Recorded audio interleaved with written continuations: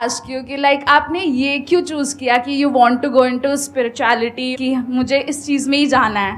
To be very honest, मैंने choose नहीं किया था, इस स्थान ने मुझे चूज़ किया था, क्योंकि मैंने शुरुआत 6 साल की उम्र से की थी।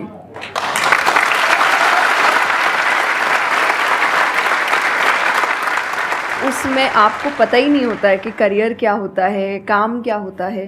तो मैंने कुछ भी सोचा नहीं था, मेरे सामने चीज़ें आती गई, मुझे अच्छी लगती गई और मैं करती गई। और इसीलिए मैं हमेशा कहती हूँ, अपने अंदर के बच्चे को ज़िंदा रखिए, क्योंकि वो कभी भी ये नहीं देखता इससे मेरा फ़ायदा होगा, या उसको अच्छी लगती है चीज़ और वो करता है।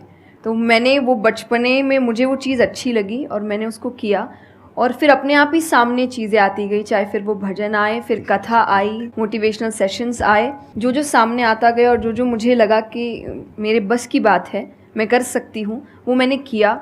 और फिर मुझे पता ही नहीं चला कि कब सिचुएशन कहाँ हो गई। जब मुझे समझने का मौका मिला कि चलो कुछ बनते हैं, मैं ऑलरेडी बन चुकी थी।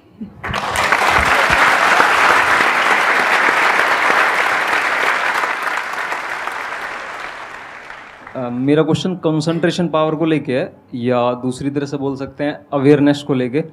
जैसे किसी भी काम पे जो ध्यान लगाने की कैपेबिलिटी होती है वो डिफ़र करती है पर्सन टू पर्सन। मुझे पूछना था, क्या कोई इसका बायोलॉजिकल बेसिस भी है, या सिर्फ प्रैक्टिस पे डिपेंड करता है कि किसी की प्रैक्टिस थोड़ी कम है और किसी की ज़्यादा? कई ऐसे एक्सरसाइजेज है जो आपको हेल्प करती है कंसंट्रेशन के लिए।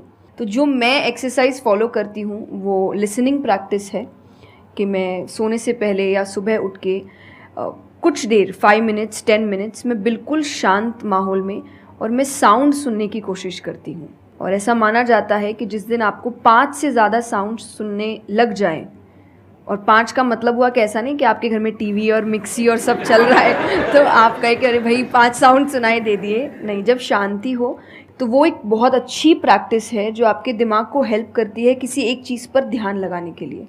तो आप ऐसे कंसंट्रेशन पावर के एक्सरसाइजेज होती कर सकते हैं, और जो मैं करती हूँ मैंने आपको बताया, मैं रोज़ करती हूँ। अभी तक मैं 3 से आगे बढ़ी नहीं हूँ, लेकिन आई होप जल्दी 5 आवाज़ों से ज़्यादा सुनाई देने लग जाए। मेरा क्वेश्चन आपसे, मतलब दोनों से ही है, वो ये कि हम लोग मतलब आज की सोशल मीडिया वाला ज़माना है, तो हम लोग बहुत डिस्ट्रैक्टेड रहते हैं, और जब भी स्पिरिचुअलिटी की बात होती है फैमिली में, फ्रेंड्स में, तो सभी ये कहते हैं कि स्पिरिचुअल अभी होने की ज़रूरत नहीं है, करियर पे ध्यान दो, अभी कौन सा टाइम है, बाद में देख लेना। और हम लोगों के घरों में भी हम देखते हैं। तो मैम ये चीज़ कैसे, मतलब उनको कैसे समझाई जाए कि ये चीज़ कितनी इम्पॉर्टेंट है और उसकी इम्पोर्टेंस क्या है? मेरे हिसाब से, और आई थिंक मेरे क्या पूरी दुनिया के हिसाब से, जो भी स्पिरिचुअलिटी को ठीक से समझता है, ये यंग एज प्रोसेस ही है।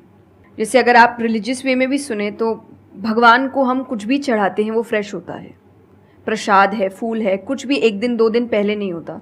तुम खुद इतने पुराने होके क्यों फिर अपने आप को चढ़ाते हैं? जब आप रिजिड हो चुके हैं, जब आपको आगे कुछ काम खास करना नहीं है, आप रिटायर हो चुके हैं, तब आप उस स्पिरिचुअलिटी का करेंगे क्या? आपकी लाइफ में कोई चैलेंजेस होंगे ही नहीं जब सामना करने के लिए। तो स्पिरिचुअलिटी मतलब सिर्फ पूजा पाठ नहीं होता। मंत्र, जैसा मैंने लिसनिंग एक्सरसाइज बताई, वैसे ही मंत्र चैंटिंग भी एक बहुत बड़ी एक्सरसाइज है कि आप मंत्रों का उच्चारण करते हैं मेडिटेशन में, क्योंकि जो पावर, जो वाइब्रेशंस वो साउंड रखते हैं, वो आई थिंक दुनिया में और कहीं नहीं है। तो वो आपके करियर के लिए, कंसंट्रेशन पावर के लिए, कॉन्फिडेंस के लिए, मेमोरी पावर के लिए, सबके लिए बहुत अच्छा है।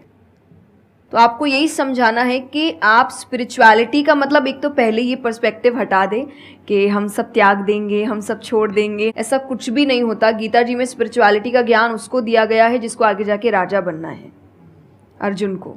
उसके पास क्या लग्जरी नहीं है, राज्य नहीं है, पैसा नहीं है, क्या नहीं है।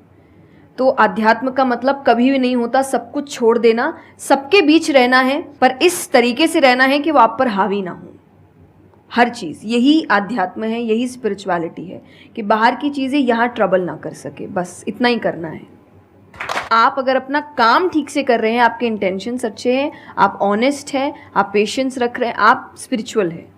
तो इसीलिए आपको बस अपना काम, जो उन्होंने सही कहा, एकदम ठीक से ईमानदारी से करना है। क्योंकि अगर यहाँ ईमानदार नहीं, क्योंकि जो आपका काम है, तो फिर कहीं और तो ईमानदारी की फिर बात ही क्या कर सकते हैं हम।